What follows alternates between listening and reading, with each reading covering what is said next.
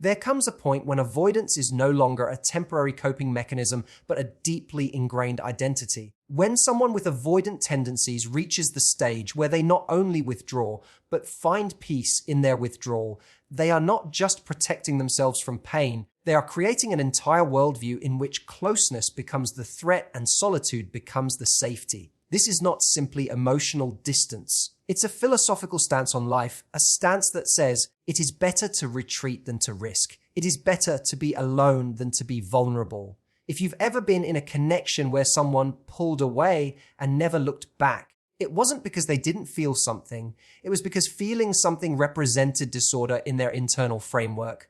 Closeness brings unpredictability.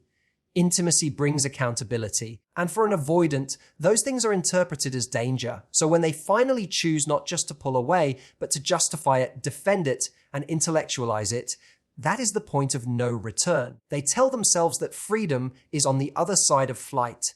And the more they tell that story, the more they believe it. This is how avoidance metastasizes into a belief system. If they convince themselves they are better off alone, then reaching back out to someone they pushed away would mean confronting the possibility that their entire logic was flawed. And for someone who uses control to survive, admitting emotional error is existentially destabilizing. Most people think time heals or that space offers clarity, but not all space leads to reconciliation. Sometimes space becomes the very weapon with which someone fortifies their emotional disengagement. If an avoidant gets to the point where they can comfortably live in that disengagement, where they stop feeling the weight of what was lost and start to feel righteous about their exit, that is not healing. That is hardening.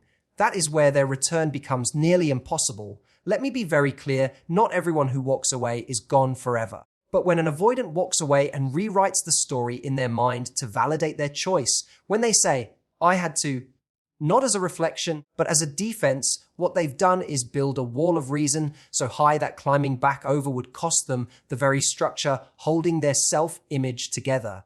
And here's the tragic irony. They may not even be angry, they may not blame you, but they still won't come back, because coming back would mean facing themselves, and for many, there is a price they are not willing to pay. So if you're sitting in silence, waiting for their return, understand that what you interpret as time for healing might be time used for reinforcement. You cannot rescue someone who feels safer in distance than in intimacy. You cannot reason someone back who is more committed to their escape than to the truth of the connection they abandoned. The hardest pill to swallow is this: when an avoidant gets comfortable in their detachment, when avoidance becomes their sanctuary rather than their symptom, they're not just gone. They're staying gone, because in their mind, coming back wouldn't be reconnection. It would be betrayal of the very identity they've built in your absence. Emotional detachment in its earliest form can be traced back to self-protection. It begins as a way to manage overwhelming stimuli or unpredictable emotional environments. But over time, what begins as protection becomes habit and then identity. In the case of an avoidant individual, this detachment isn't always a conscious act of coldness. It is a psychological mechanism developed often in early relationships where vulnerability led to pain, closeness led to suffocation, or needs were met with rejection. As such, emotional distance becomes not just a preference but a necessity. However, the critical shift occurs when this distancing pattern is reinforced again and again to the point where it is no longer questioned. It becomes permanent. This permanence is dangerous because it masquerades as clarity. When an avoidant becomes conditioned to flee or shut down, when emotional closeness surfaces, each repetition of that behavior convinces them that it is the right response. They receive a false reward, peace through avoidance, calm through disconnection. And so, the next time they feel closeness, the body and brain remember the last time they escaped and felt relief. This feedback loop hardens the pattern. Each act of detachment becomes more reflexive, less examined, more justified. And eventually, they no longer consider any other way of responding to emotional intimacy. They no longer wonder if this response is adaptive or destructive. It simply becomes who they are. When this point is reached, detachment is no longer a way of handling pain. It's a worldview. They look at people who express emotion with suspicion. They see vulnerability as weakness. They interpret emotional needs not as bridges for connection, but as threats to their independence.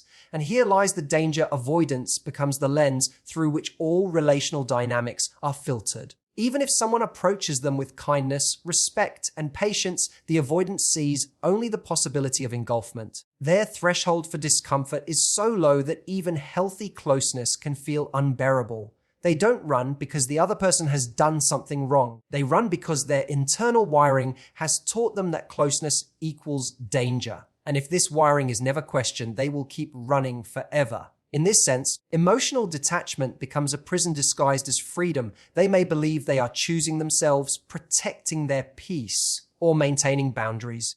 But what they are often doing is repeating an old script that never gave them a real choice. The longer they act out that script, the deeper the narrative embeds itself. Eventually, they don't even feel the contradiction. They may be lonely, but they'll interpret the loneliness as necessary. They may miss someone, but they'll justify the silence. They may feel the sting of absence, but they will reframe it as strength, because the alternative to reach out, to reconnect, to admit need is too threatening. It threatens the entire architecture they've built around being untouchable, unbothered, and independent. This is why, when an avoidant reaches a stage where they've not only detached, but have learned to believe in their detachment, they rarely come back. Not because they don't care, but because coming back would require a dismantling of their internal world. They would have to face the fact that their coping mechanisms are no longer serving them. They would have to confront the possibility that what they believed was freedom was actually fear. And that level of introspection is profoundly difficult for someone who has made avoidance their sanctuary. So what appears on the outside as mere silence or distance is, in reality, the result of years of reinforcement. Emotional detachment has become their norm, and because it has become familiar, it feels safe. Even if it costs them connection, love, or meaningful relationships, the comfort of what they know often outweighs the uncertainty of what they do not. They've chosen the pain they understand over the love they fear. And until that pattern is broken, voluntarily and consciously, they're unlikely to return. When an avoidant person cuts ties abruptly and without any meaningful reflection, it's critical to understand that they're not simply asking for space. They're establishing distance, and that distinction matters deeply. Space implies a pause, a temporary period of separation where introspection, growth, or clarity might emerge. It's rooted in the idea of eventual reconnection, or at least thoughtful disengagement. But when someone with avoidant tendencies severs the emotional tether and doesn't look back, it's rarely about seeking clarity. It's about preserving control through disconnection. Avoidants often perceive emotional intimacy as chaotic or invasive. Whether due to childhood conditioning, trauma, or unmet emotional needs in formative years, closeness feels threatening, not because it is harmful, but because it represents a loss of autonomy.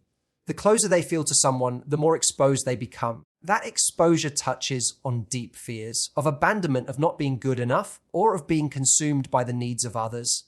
When these feelings arise, their nervous system becomes activated, and rather than engaging, they disengage. Rather than process, they retreat. It's not that they don't feel. Many avoidants feel deeply, but they lack the emotional tools to regulate those feelings in relational contexts. So when the avoidant disappears or disconnects without explanation, they are not seeking resolution. They are trying to shut the door on the emotional discomfort they associate with vulnerability. They see emotional demands, requests for communication, honesty, accountability, not as invitations to grow, but as burdens to escape. In their mind, they are not avoiding a person. They are avoiding the internal state triggered by the presence of that person. If emotional closeness reminds them of suffocation, then distance becomes oxygen. Cutting ties becomes a relief, not a loss. And if the narrative in their mind justifies that escape, it becomes even harder for them to consider any return. In many cases, their exit is calculated to preserve emotional safety. They don't want to feel guilt. They don't want to open the door to potential blame or emotional complexity. So rather than face the discomfort of working through feelings, they choose to vanish or disengage. They avoid the confrontation not just with the other person, but with themselves, because to truly reflect would require them to acknowledge what they might have contributed to the breakdown of the connection. And that kind of self-awareness demands vulnerability. It demands humility. It demands the courage to sit with pain instead of run from it. And for someone who has built their identity on self-reliance and control, that level of emotional introspection can feel intolerable. This kind of distancing isn't just about avoiding a partner, it's about avoiding accountability. If they can exit a relationship without unpacking their role in its unraveling, they can preserve their internal illusion of being in the right. They don't have to face guilt or remorse. They don't have to ask whether they could have handled things differently. And so they silence the voice of reflection before it speaks. They kill the conversation before it begins. And in doing so, they rob themselves of the very growth they might need to form lasting, meaningful relationships in the future. The most painful part for the person on the receiving end is often the confusion. It feels sudden, cold, and senseless. But from the avoidance perspective, it is strategic. They've likely rehearsed the exit long before it happened. They've mentally built the distance before they physically disappeared. And once that emotional door closes, it locks, not because they're cruel, but because opening it again would require the very thing they've spent their whole life avoiding: vulnerability, responsibility, and the uncomfortable messiness of emotional repair. So when they cut ties and offer no explanation, no closure, no reflection, don't be misled into thinking it's a temporary silence. It's often a calculated move to preserve their emotional equilibrium, not space for healing, not a path to return, but a protective barrier designed to ensure they never have to feel what they believe will overwhelm them. When someone ends a relationship or disconnects emotionally without demonstrating any capacity for reflection, remorse, or personal accountability, it signals something much deeper than just avoidance. It reveals a lack of internal transformation, a psychological stagnation where growth has been traded for self-preservation. Avoidants who walk away from emotionally intense situations often do so without introspection because looking inward would require confronting the very patterns they are trying to escape. In their worldview, emotional disruption is externalized. It's something caused by others, something to be managed by distancing, not by internal change. Without accountability, there is no transformation. Emotional accountability is the gateway to growth. It means being able to ask oneself, what part did I play? What could I have done differently? What pain am I carrying that influenced my actions? But avoidants, especially those deeply entrenched in their defense mechanisms, often bypass this process entirely. They don't sit with these questions. Instead, they craft narratives where the fault lies outside of them. The other person was too needy. The situation was too intense. The timing wasn't right. They convinced themselves that their departure was inevitable, justified, or even noble. And in doing so, they insulate themselves from the very discomfort that might lead to change. The real issue isn't that they left, it's how they left. Did they acknowledge the emotional toll of their actions? Did they offer honest communication, even if difficult? Did they pause long enough to ask if they were running from discomfort rather than facing it? If the answer is no, then what we're witnessing isn't just avoidance, it's emotional immaturity. It's the refusal to evolve past the initial reflex to retreat. And until that reflex is challenged, until they are forced to confront the wreckage they leave behind, there is no reason for them to change. After all, in their mind, they didn't do anything wrong. They were just protecting themselves. The absence of accountability is the clearest signal that they will repeat the same behavior again. Relationships may change, partners may change, circumstances may vary. But if their pattern remains untouched by reflection, then the script will be the same. Emotional tension will arise. They will feel threatened by closeness. Their defense will activate, and they will leave again. Without accountability, their emotional life becomes cyclical, predictable, and barren of real intimacy. They don't build, they escape. They don't repair, they rationalize. And because they are not emotionally evolving, they remain stuck in an adolescent understanding of connection, where vulnerability is feared, conflict is avoided, and independence is worshipped at the cost of companionship. Many people confuse silence with peace, but when an avoidant disappears without reckoning with the consequences of their choices, that silence is not peace, it's avoidance echoing an emptiness. They may look calm on the outside, they may present a composed image to the world, but internally, there is an unresolved tension, a disconnect between their emotional reality and their behavior. They may even feel proud of their ability to remain detached, as though detachment equals strength. But strength without empathy is just distance. And independence without accountability is isolation dressed up as self-care. This lack of transformation is not a phase. It's a state, one that often lasts until something in their life shatters their carefully curated narrative. Maybe a relationship ends and they finally feel the full weight of what they lost. Maybe loneliness creeps in where freedom once felt liberating. Maybe they see themselves repeating the same patterns in new relationships and can no longer deny their role. But unless and until that moment arrives, unless something shakes them loose from their illusion of blamelessness, they will not change. Not because they can't, but because they won't. Growth is a choice. And as long as accountability feels more threatening than comforting, transformation will remain out of reach. There is a subtle yet powerful shift that happens when an avoidant person begins to find comfort in their isolation. Initially, avoidance is born out of anxiety, a reaction to overwhelming emotions or perceived threats to autonomy. But with time, what starts as escape becomes a lifestyle. If they consistently find relief, not just from the chaos of conflict, but from the very act of intimacy, they start to associate peace with being alone. This is where the dynamic transforms entirely. They no longer see distance as a temporary tool for emotional regulation. They begin to see it as preferable, even ideal. In this state, reconnection isn't just unlikely, it becomes unwelcome. When avoidance is rewarded by the internal experience of calm, the mind naturally seeks to replicate that outcome. The absence of emotional demands, of vulnerability, of relational tension, creates a kind of false serenity. They mistake the stillness of isolation for healing, when in fact it is often just the absence of triggers. But healing isn't the absence of pain, it's the confrontation and integration of it.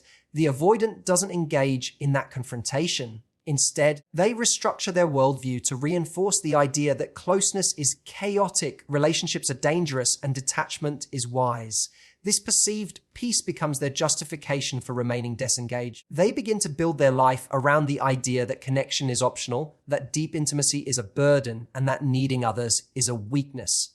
And because society often praises independence, they can easily mask their avoidance as strength. They become the lone wolf, the highly self-sufficient person who claims they don't need anyone. But beneath that carefully crafted image is often a profound fear of being seen, of being hurt, of losing control. The more they identify with the role of the emotionally self-contained individual, the more a return to vulnerability feels like regression. It's not just uncomfortable, it feels like betrayal. Coming back to a relationship or acknowledging emotional responsibility would mean admitting that the comfort they found in isolation was incomplete or even misleading. That kind of admission would threaten the very identity they've constructed.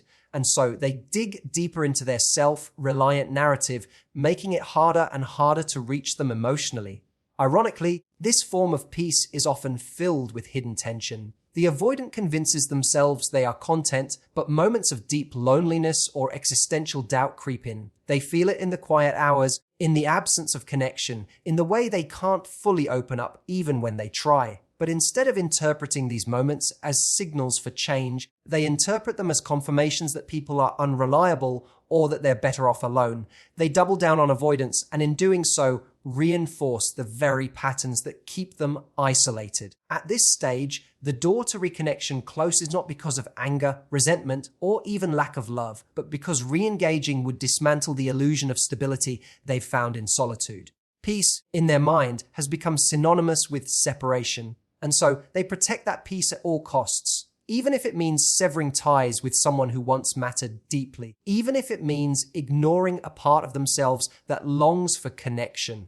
The tragedy here is not just that they've chosen distance, but that they've made it their home. They have trained themselves to believe that emotional detachment is a higher form of living, that it offers immunity from pain. What they often fail to realize is that it also offers immunity from joy, from depth, from true belonging. But acknowledging that would require questioning everything they've come to rely on. And for someone who has built their internal scaffolding around the belief that emotional safety comes from withdrawal, that's a cost they are rarely willing to pay. So they stay in the peace they've found, not because it's better, but because it feels safer. And for them, safety will always win over connection. When avoidance becomes a part of someone's identity, it stops being a coping mechanism and starts functioning as a guiding philosophy. In the early stages, an avoidant person might not fully recognize that they're pulling away. It may appear to be circumstantial, a reaction to emotional pressure, or a situation that feels too intense.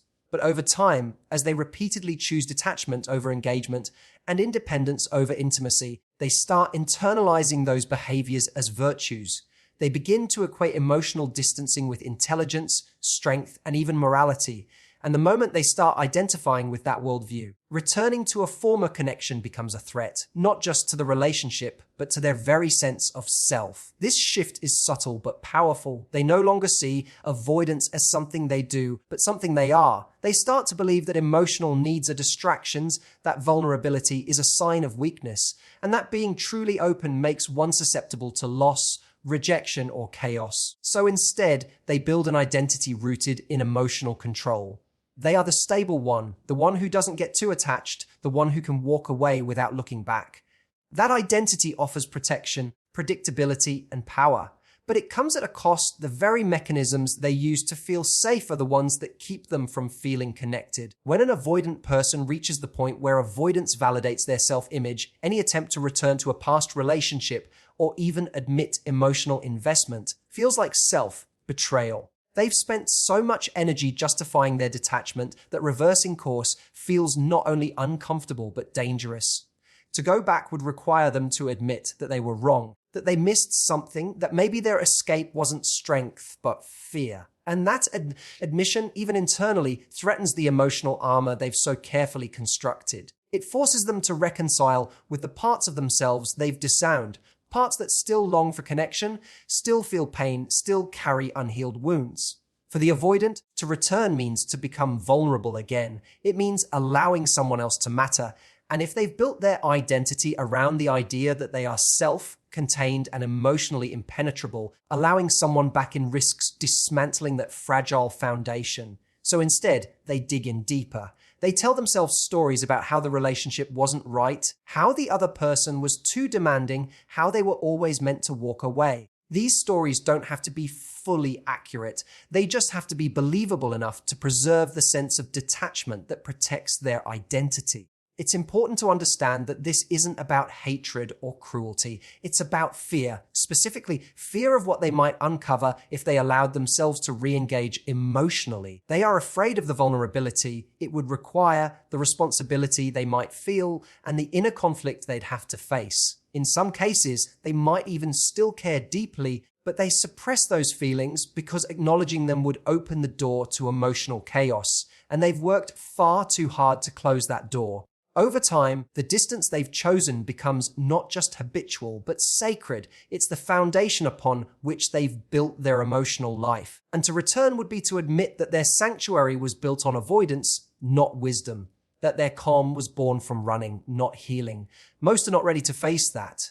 And so they stay gone, not because the relationship meant nothing, but because coming back would challenge everything they've told themselves in order to survive. They are not just avoiding you, they are avoiding the collapse of a self-image that cannot coexist with emotional accountability and connection. And unless they are willing to deconstruct that identity themselves, they will hold on to it, even if it means losing something real.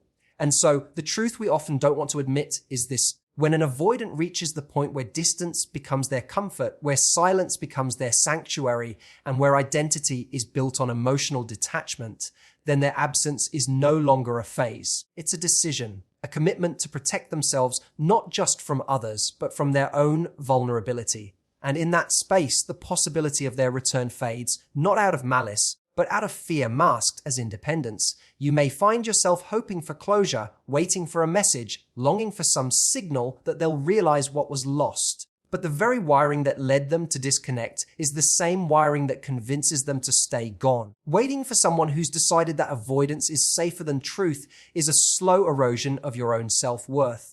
The responsibility now is not to decode their silence, but to honor your own voice. Not to hold space for someone who won't return, but to hold space for your own healing. Because the ultimate act of strength is not getting them back. It's letting them go. Letting go of the illusion that love alone can undo a person's lifelong patterns. Letting go of the hope that your worth will finally be seen if you wait long enough. and letting go of the pain of unanswered questions, knowing that closure isn't something they give you. It's something you choose for yourself. Thank you for listening, for reflecting, and for choosing to face truths that are difficult but necessary. If you're on the path of healing, of reclaiming your voice, and of standing firm in your emotional dignity, then know this: you're already further along than you realize. Take care of yourself, protect your peace. And remember, sometimes the most loving thing you can do is to stop chasing someone who's made a home in their distance. Goodbye for now, and thank you